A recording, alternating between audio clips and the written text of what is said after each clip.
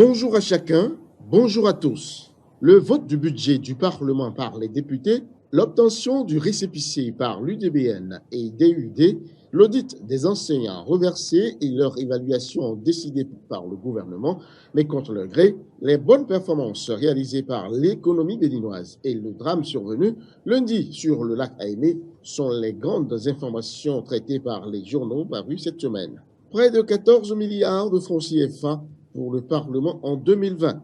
Ainsi annonce Fraternité le budget voté par l'Assemblée nationale pour son fonctionnement en 2020. L'Assemblée nationale, 8e législature, a adopté en effet en séance plénière le jeudi 8 août 2019 à l'unanimité des députés présents et représentés le budget de l'institution pour l'exercice 2020, rapporte le journal qui poursuit.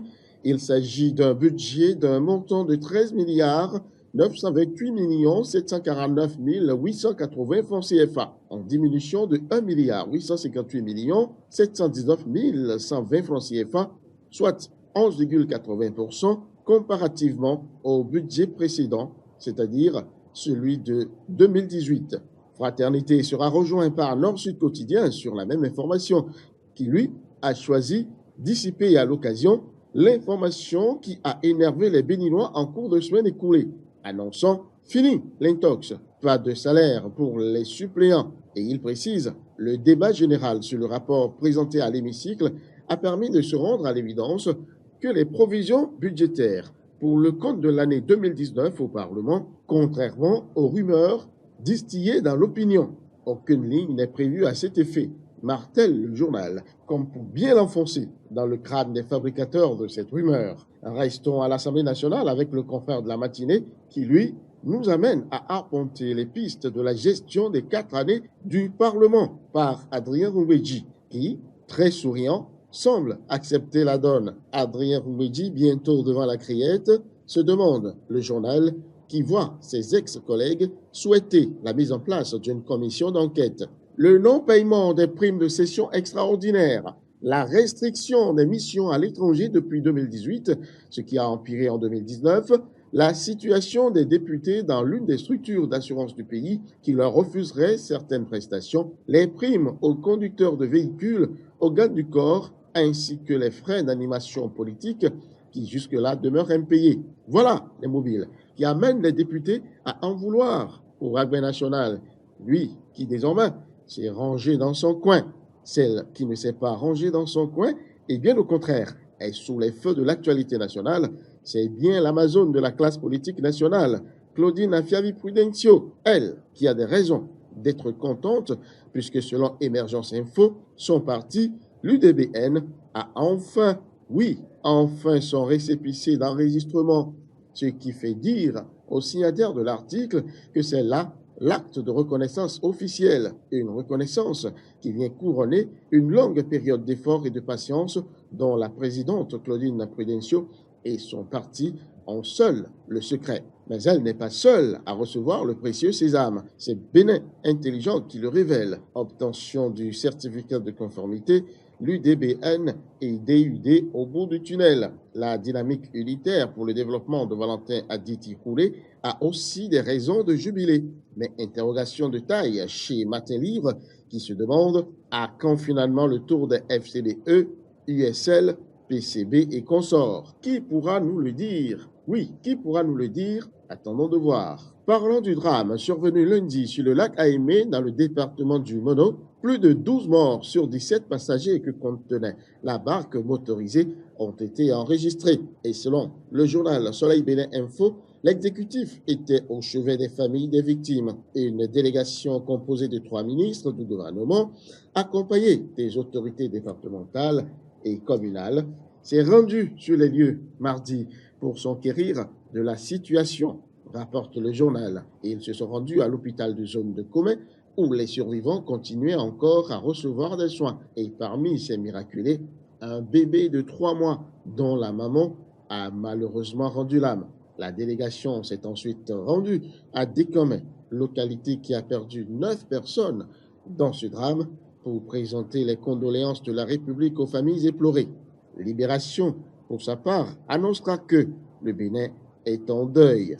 Des corps de disparus continuent encore d'être recherchés par les sapeurs-pompiers et des plongeurs. Face au drame, le journal note avec satisfaction la compassion et l'assistance du gouvernement aux familles éplorées. Fraternité pour traiter l'information, ça donnera à un travail comparatif entre ce qui s'est passé sur le lac Aébé et ce qui se fait sur le lac Nokoué, qui borde le marché international d'Antokwa de Cotonou, pour noter le goût de risque notoire qui y accourt en permanence, avant de conclure à des réformes qui s'imposent.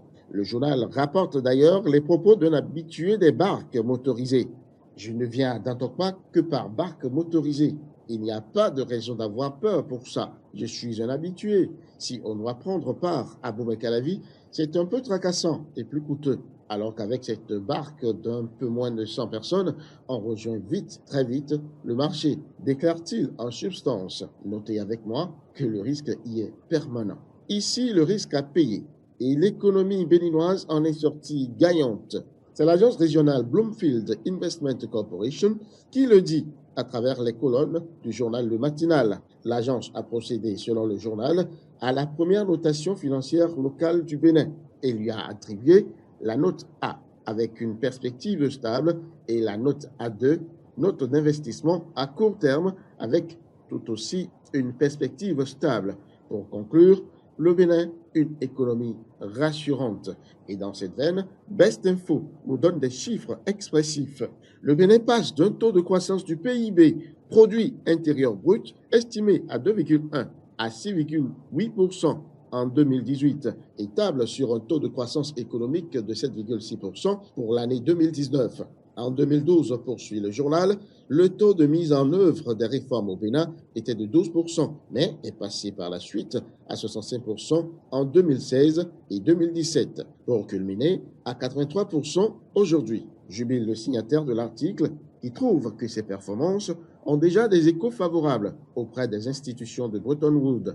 Venons-en maintenant au sujet du moment qui fâche. Audit des enseignants reversés en 2018, Talon fait le ménage. C'est par ces mots que Nord-Sud Quotidien aborde le sujet relatif à l'audit commandité par le gouvernement qui a révélé des réalités alarmantes.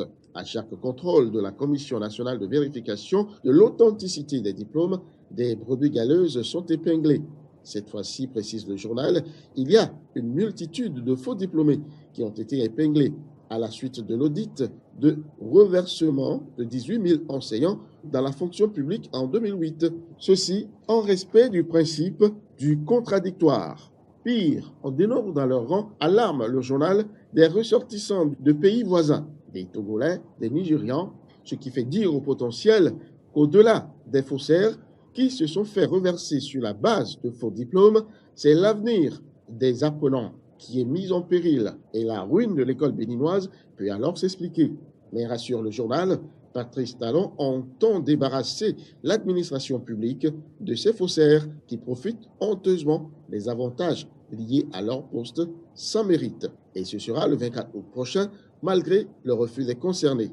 Ainsi en a décidé le Conseil des ministres le mercredi. Finissons cette première partie de la revue par un tour à la mairie de Cotonou avec l'opinion aujourd'hui qui voit le maire intérimaire Isidore Nyonofu satisfait de l'évolution des projets d'asphaltage. Pendant ce temps, le chef du 13e arrondissement, lui, est suspendu pour absence prolongée au poste. Une bien curieuse absence prolongée au poste à la une en bas de page du journal L'Opinion aujourd'hui. Retrouvons à présent quelques propos chocs de nos personnalités cette semaine.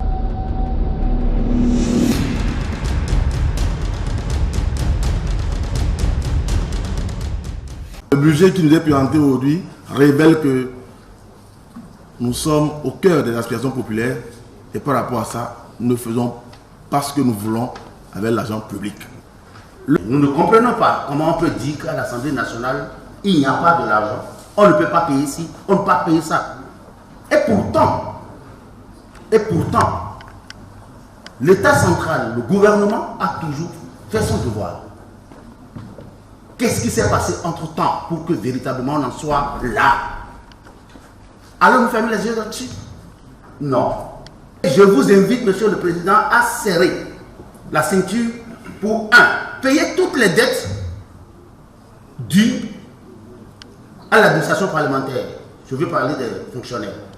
Vous savez qu'il y a des primes de fin de législature qui devaient être payées par le bureau, par les questions sortants, qui n'ont pas été payées, évaluées à près de 51 millions. Il faut les payer, Monsieur le Président. De l'argent pour faire du shopping. C'est original.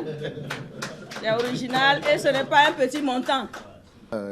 Quand on parle des certificats de conformité, l'UDBN, Union démocratique pour un Bénin nouveau, de la présidente Claudine Afiaï-Prudencio, donc a eu son récépissé définitif, c'est-à-dire le certificat définitif. Le récépissé définitif que l'UDBN, l'Union démocratique pour un Bénin nouveau, a aujourd'hui fait de lui un parti à part entière, jouissant de tous les droits d'animation de la vie politique et publique. Notre pays a entrepris des démarches pour la restitution des biens précieux de son patrimoine culturel détenus à l'étranger pour diverses raisons.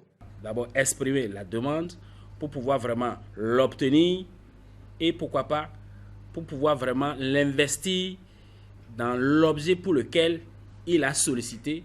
Je voudrais solliciter de chacun de vous son accompagnement, son appui dans la réussite de cette mission. Jusqu'à ce jour, ça va et ça va continuer dans ce sens. Notre marche vers l'avenir nécessite aussi que nous connaissions l'histoire qui est la nôtre pour nous en inspirer. Aujourd'hui, les jeunes, après avoir étudié, ils sont à la maison. Il y a des chômeurs dedans. Parce qu'en réalité, l'enfant donc est né à Basila. Pour réaliser les projets contenus dans le PAG, le programme d'action du gouvernement pour le bonheur des populations béninoises. Le gouvernement a accédé à cette requête. Sous le joug, à la lumière de la nouvelle charte des partis politiques, c'est UDBN dans la plénitude de sa légalité. On doit écouter ces partis, spécialement à qui on est en train de dire tout ça là, pour que le débat soit fait dans un bref délai. C'est sa manière de parler. Hein. Moi, je ne partage pas cet avis avec lui. Le prix est là, il y a mon nom dessus, mais moi je vais le dédier à la première des Claudine du Bénin parce qu'elle fait des efforts pour le rayonnement de notre beau pays, le Bénin, vous voyez. Point bas.